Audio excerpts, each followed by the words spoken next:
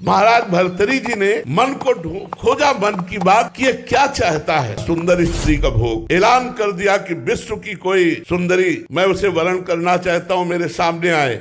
तो बहुत से जो अपनी सुंदरता का अभिमान रखती थी सुंदरियां एकत्र, क्योंकि चक्रवर्ती सम्राट महाराज भर्तरी, उनमें एक का नाम था पिंगला। भर्तरी जी के चित्त को लुभायमान कर दिया। भर्तरी जी ने उसके साथ पाणी ग्रहण किया। उन्होंने कहा राजपाट हमारा छोटा भाई विक्रमादित्य संभालेगा। अब मैं देखता हूँ इस काम में सुख कितना है। जिस काम के लिए मेरा मन लालायित हुआ, पहले मैं सुख से तृप्ति प्राप्त करूंगा। अब राजमहल केवल समय से भोजन पहुंच जाएगा, कोई भी राजकाज सब विक्रमादित्य के ऊपर, और आप केवल भोग निर्णय करने के लिए। बहुत वर्ष व्यतीत होते गए, लेकिन समय नहीं पता चला। पिंगला एक दिन अपने महल के पार्श्व की तरफ देखा, एक हष्ट पुष्ट जवान घोड़ों की रखवाली करवा रहा था। कोई मालिश कर रहा है, कोई कुछ कर, उसे अश्वपाल कहते हैं। देखा और जम गया। पिंगला ने दासी को भेजा, अश्वपाल से कौन मिलना चाहती। अब महाराज जब शयन में होते तब अश्वपाल से मिलना शुरू हुआ। अब आप बहुत ध्यान से सुनना। एक गरीब ब्राह्मण तपस्या कर रहा था देवराज इंद्र के लिए कि वो प्रसन्न और मुझे धन दे। देवराज इंद्र प्रकट हुए और एक फल दिया, बोले अमर फल, इसे खाने से अमर हो जाता है। बस अंतर ध्यान हो गए। उनका मेरी बात भी नहीं सुनी। मुझ गरीब को अमर होके क्या करना है, मुझे तो धन चाहिए था। ये अमर फल मैं महाराज भर्तरी को दे देता हूँ, और भर्तरी धर्मात्मा राजा है, वो अमर रहेंगे तो हमारी प्रजा सुखी रहेगी। महाराज की जय हो। कहो विप्रवर कैसे आगमन हुआ। महाराज मैंने तपस्या कर, मुझे देवराज इंद्र ने एक अमर फल दिया, इसे खाने से अमर हो जाया जाता है। आज्ञा करी, जितना खजाने से धन चाहिए इनको दे दीजिए। अमर फल लिया, सोचा मेरी आसक्ति पिंगला पे है, मैं अमर होकर क्या करूंगा। अगर पिंगला अमर रहेगी तो मैं सुखी रहूंगा। पिंगला को बुलाया और कहा ये हमारे देश के